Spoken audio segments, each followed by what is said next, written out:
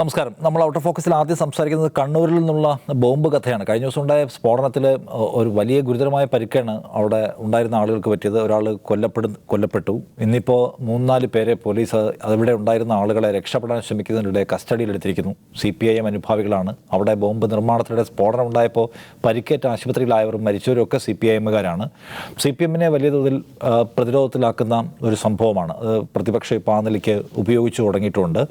ഞങ്ങൾക്കിതിലൊന്നും ബന്ധമില്ല, പോലീസ് ശരിയാവണ്ണം അന്വേഷിച്ചോട്ടെ എന്ന് സർക്കാരും CPM ഒക്കെ മറുപടി പറയുകയും ചെയ്യുകയാണ്. നമുക്കറിയാവുന്ന പോലെ കണ്ണൂരിന് ഇങ്ങനെ ബോംബ് സ്ഫോടനങ്ങളാലും അക്രമങ്ങളാലും കലുഷിതമായ ഒരു വലിയ കാലത്തിൻ്റെ സ്മരണയുണ്ട്. പക്ഷേ അതിനെയൊക്കെ മറികടന്ന് കുറച്ച് ശാന്തമായ രൂപത്തിൽ പോയിക്കൊണ്ടിരിക്കുന്നു ഇപ്പോൾ അവിടെ.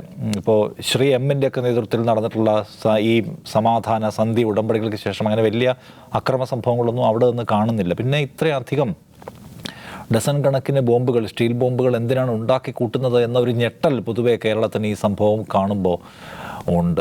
നമ്മൾ അതേക്കുറിച്ച് സംസാരിക്കാൻ വിചാരിക്കുകയാണ് ആദ്യം. സാറിന് എന്താണ് തോന്നുന്നത്? സത്യത്തിൽ കണ്ണൂരിൽ നിന്ന് ശാന്തമായി എന്ന് വിചാരിക്കുന്നു.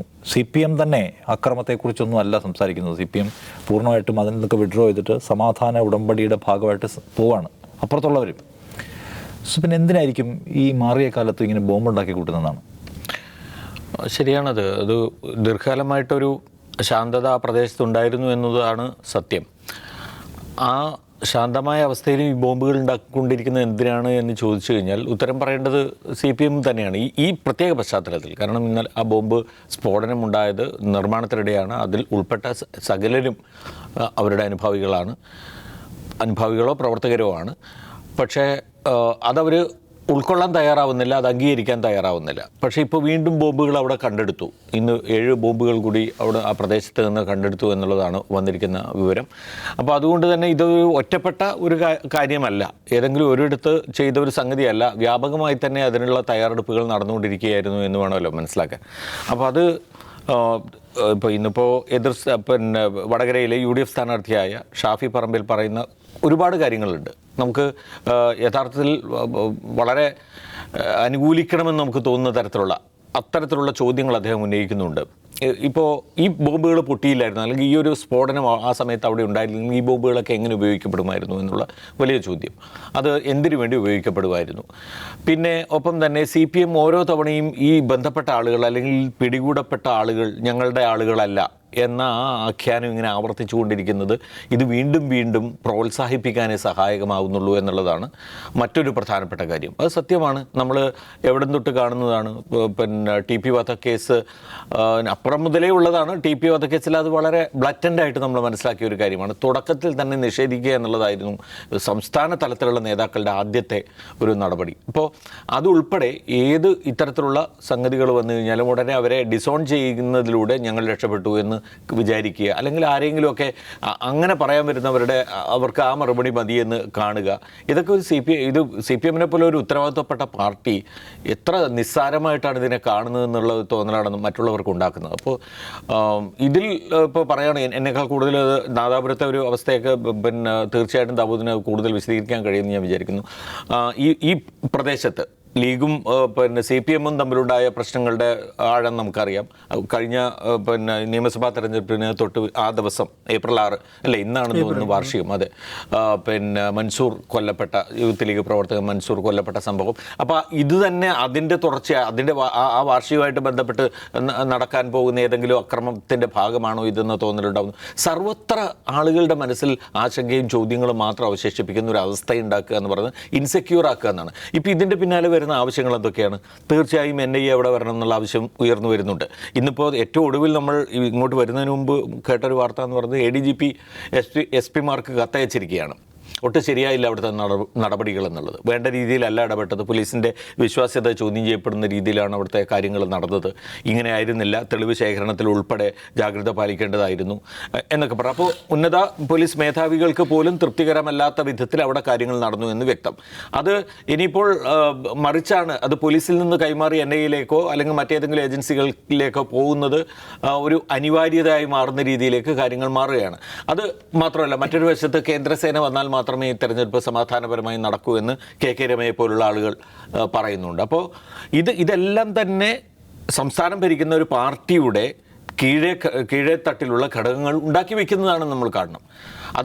അതിന് പരോക്ഷമായ പിന്തുണ, അല്ലെ അങ്ങനെ എന്തെങ്കിലും നടക്കുന്നുണ്ടെങ്കിൽ അത് നടന്നോട്ടെ, ഒരു വഴിക്ക് അത് നടന്നോട്ടെ എന്നുള്ളൊരു ചിന്ത പാർട്ടിയുടെ ഉന്നത തലങ്ങളിലുള്ളവർ വെച്ചു പുലർത്തുന്നു എല്ലാ കാലത്തും, പ്രത്യേകിച്ച് കണ്ണൂർ പശ്ചാത്തലത്തിൽ എന്ന് തന്നെ നമ്മൾ കാണണം. അപ്പോൾ അതുകൊണ്ട് ഈ സ്ഫോടനങ്ങളെ ഇനി അല്ലെങ്കിൽ ഇത്തരം ബോംബ് നിർമ്മാണ പ്രവർത്തനങ്ങളെ അങ്ങനെ നിസ്സാരവൽക്കരിക്കാൻ ഇനി കഴിയില്ല.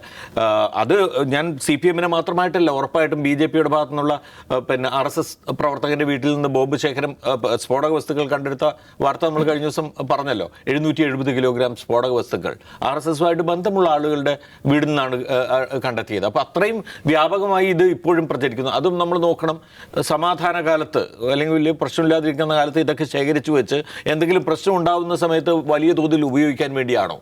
ഇങ്ങനെയൊക്കെ സർവ്വവിധത്തിലുമുള്ള ചോദ്യങ്ങൾ ഉയർത്തുന്ന വളരെ അങ്ങേയറ്റം ഖേദകരമായ ഒരു അന്തരീക്ഷമാണ് ഈ തെരഞ്ഞെടുപ്പിന് മുന്നോടിയായിട്ട് അവിടെ ഉണ്ടായിരിക്കുന്നതെന്ന് പറയാതിരിക്കാൻ വയ്യ. ഓക്കെ, ദൗസ, ഇപ്പം പൊതുവേ അക്രമ രാഷ്ട്രീയത്തിൻ്റെ വഴി ഉപേക്ഷിക്കാമെന്നൊക്കെ തീരുമാനിക്കുമ്പോഴേ നമ്മളിപ്പോൾ സാധാരണ ഒരു പറച്ചിലുള്ളൂ, ഇപ്പോൾ ഗൂണ്ടാപ്പണിയിലേക്ക്, കൊട്ടേഷൻ ജോലിയിലേക്ക് ഇറങ്ങിക്കഴിഞ്ഞാൽ പിന്നെ തിരിച്ചൊരു മടക്കമില്ല എന്നൊക്കെ പറയുള്ളൂ. അതുപോലെ ഇത് ഒരു ഘട്ടത്തിൽ തുടങ്ങി വെച്ച ഒന്ന്, അതിൽ നിന്നൊരു മോചനമില്ലാത്ത വിധം നിരന്തരം ബോംബുകൾ ഉണ്ടാക്കി സമാഹരിക്കേണ്ട ഒരു നിർബന്ധിതാവസ്ഥയിലാണോ അവർ? ഏത് സമയത്തും സ്ഫോടനാത്മകമായ ഒരു സാഹചര്യത്തിലേക്ക് വീഴാൻ തക്കവണ്ണം ആംഡായി നിൽക്കുകയാണ് ഇപ്പോഴും ആ ജില്ലയിലെ പല കേന്ദ്രങ്ങളും. അല്ല, അതിൽ നിഷാദ് തുടക്കത്തിൽ പറഞ്ഞ കാര്യത്തിലൊരു ചെറിയ പിഴവുണ്ട്, ഒരു പ്രശ്നമുണ്ട്. എന്താണെന്ന് വെച്ചാൽ ശ്രീ എമ്മിൻ്റെ മധ്യസ്ഥത വഹിച്ചതിന് ശേഷം സമാധാന അന്തരീക്ഷം അത് ശരിയല്ല നിഷാദെ. ശ്രീ എമ്മിൻ്റെ മധ്യസ്ഥത എന്താണ്? RSSുമായിട്ടുള്ള ഇടപാട് നിർത്താമെന്നുള്ളതാണ്. അല്ലാതെ മൊത്തത്തിൽ നമുക്ക് സമാധാനവാദികളായി കളയാം എന്നല്ല. RSSും നമ്മൾ പരിപാടി ഉണ്ടല്ലോ, അത് വേണ്ട. ഇതിന് ശേഷമാണ് കൃപേഷ്, ശരത്ലാൽ രണ്ടുപേർ കൊല്ലപ്പെടുന്നത്. എപ്പോഴാണ്? ഷുഹൈബ് കൊല്ലപ്പെടുന്നു, അരിയിൽ ഷുക്കൂർ കൊല്ലപ്പെടുന്നു. ഇതൊക്കെ ഇതവിടെ ഉണ്ടായിരിക്കുകയാണ്. അപ്പോൾ ഉണ്ടാക്കിയ സന്ധി ഇത് മാത്രമാണ്. RSSുകാർ നിങ്ങൾ തട്ടണ്ട, RSSുകാർ നിങ്ങളെയും തട്ടില്ല എന്ന് മാത്രം. അപ്പോൾ അവിടെ കൊടുക്കുന്ന എനർജി വേറെ എടുത്ത് ഉപയോഗിക്കുന്നുണ്ട്. അപ്പോൾ ഇപ്പം പറഞ്ഞാൽ ഇതേ ഏരിയയിൽ ഈ പറയുന്ന എന്താണ് ഷെറിൽ, ഇന്നലെ കൊല്ലപ്പെട്ട ആളുടെ പേരെന്താണ്?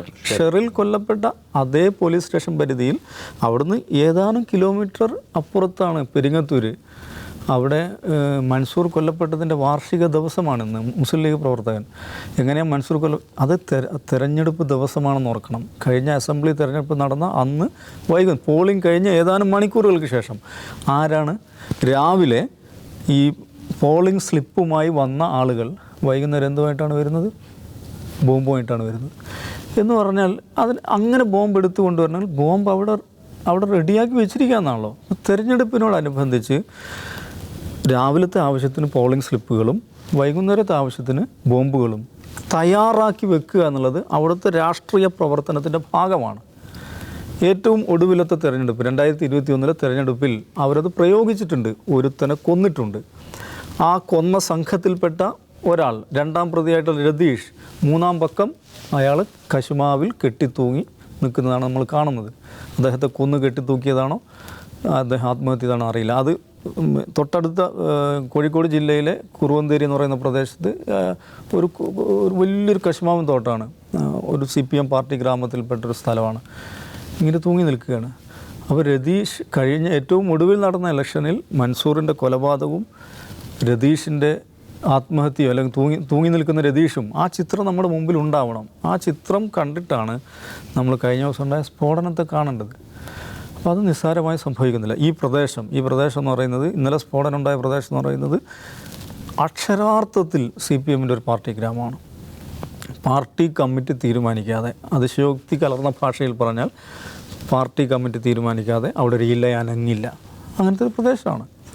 അപ്പോൾ അവർ ഞങ്ങളെ സഖാക്കളെ ആക്രമിച്ച കേസിൽ പ്രതികളാണ്, ഞങ്ങളുടെ പ്രവർത്തകരല്ല എന്നൊക്കെയാണ് ഇപ്പോൾ CPM പറയുന്നത്.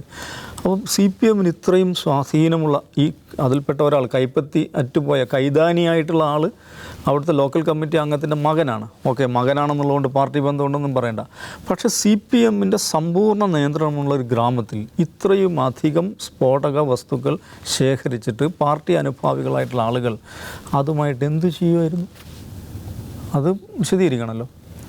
അവരെന്താണ് ഈ ഒരു പാർട്ടി ഗ്രാമത്തിൽ ഈ സ്ഫോടക വസ്തുക്കളുമായിട്ട് അവരെന്ത് പരിപാടി നടത്തുകയായിരുന്നു? ഇവരെല്ലാവരും പാർട്ടിയുടെ പ്രധാനപ്പെട്ട നേതാക്കളുമായിട്ട് ഒപ്പം നിൽക്കുന്ന പടങ്ങൾ പുറത്തു വരുന്നുണ്ട്, അവരുടെ തന്നെ സോഷ്യൽ മീഡിയ അക്കൗണ്ടുകളിലൂടെയും അല്ലാതെയുമായിട്ട്. അപ്പോൾ ഇവർ പാർട്ടി പ്രവർത്തകരല്ലാതെ, അത് കൂടുതൽ ഗുരുതരമാണ്.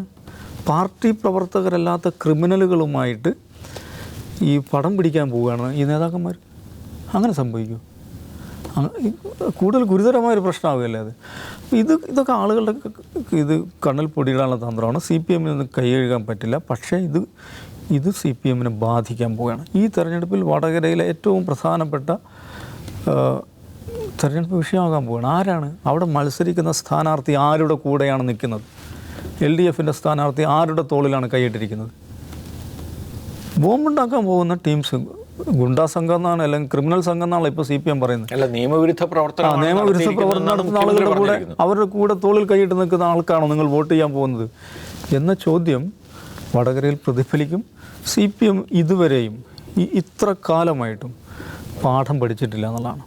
ഈ ക്രിമിനൽ രാഷ്ട്രീയം, ബോംബ് രാഷ്ട്രീയം, അതെങ്ങനെയാണ് പാർട്ടിയെ എങ്ങനെയാണ് അപകടത്തിൽപ്പെടുത്തുന്നതെന്ന് അവരത് പഠിച്ചിട്ട്. അപ്പോൾ എനിക്ക് തോന്നുന്നത്, നേരത്തെ നിഷാദ് പറഞ്ഞ ഒരു പോയിൻ്റ് അതാണ്, ഇതൊക്കെ പഠിച്ച് മനസ്സിലാകാം, നമുക്കിതങ്ങ് ഒഴിവാക്കാം എന്ന് വിചാരിച്ചാൽ അത്ര എളുപ്പം സാധ്യമല്ല കേട്ടോ. അതാണ് 2-3 ആഴ്ച മുമ്പ് നമ്മൾ കൊയിലാണ്ടിയിൽ കണ്ടത്. കൊയിലാണ്ടിയിൽ ഒരു പാർട്ടിയുടെ ലോക്കൽ സെക്രട്ടറി കുത്തിക്കൊന്നില്ലേ? ആരാ കുത്തിക്കൊന്നത്? അക്കാലം അത്രയും പാർട്ടിക്ക് വേണ്ടി ഈ ജാതി പണികൾ എടുത്തുകൊണ്ടിരുന്ന ആളാണ്. അപ്പോൾ പാർട്ടി യഥാർത്ഥത്തിൽ തന്നെ ഒരു ലോക്കൽ കമ്മിറ്റി സെക്രട്ടറി അല്ലെങ്കിൽ ലോക്കൽ കമ്മിറ്റി തീരുമാനിക്കണം, അവരെ നമുക്ക് വേണ്ട, ഒഴിവാക്കിയേക്കാം എന്ന് തീരുമാനിച്ചാൽ പറ്റില്ല. അവരങ്ങനെ അങ്ങ് വിട്ടുപോയില്ല. ഇത്രയും കാലം ഞങ്ങൾ നിങ്ങൾക്ക് വേണ്ടി ഈ പണിയെടുത്തിട്ട് ഇപ്പം ഞങ്ങൾ ഒഴിവാക്കുകയാണോ എന്നവർ ചോദിക്കും. അത് അരിശം കൊള്ളുമ്പോൾ അവർ വന്ന് കുത്തും. എന്നിട്ട് ലോക്കൽ സെക്രട്ടറി കുത്തിക്കൊന്നില്ലേ? ഇത് അത്ര എളുപ്പമല്ല CPM ഇത് നൂരിപ്പോവുക എന്ന് പറയുന്നത്. ഓക്കെ, എന്നാലും CPM വലിയ പ്രതിരോധത്തിലാക്കിയിട്ടുണ്ടെന്ന കാര്യത്തിൽ തർക്കമില്ല. എന്തിനാണ് ഈ മനുഷ്യരുടെ സമാധാനം തകർക്കും വിധത്തിൽ ആയുധങ്ങൾ ശേഖരിക്കുന്നത്, ബോംബുണ്ടാക്കുന്നതെന്ന ചോദ്യത്തിന് CPM ഉത്തരം പറഞ്ഞേ മതിയാവൂ എന്നൊന്നില്ല ഇപ്പോൾ ഇവിടെ ഉണ്ട്.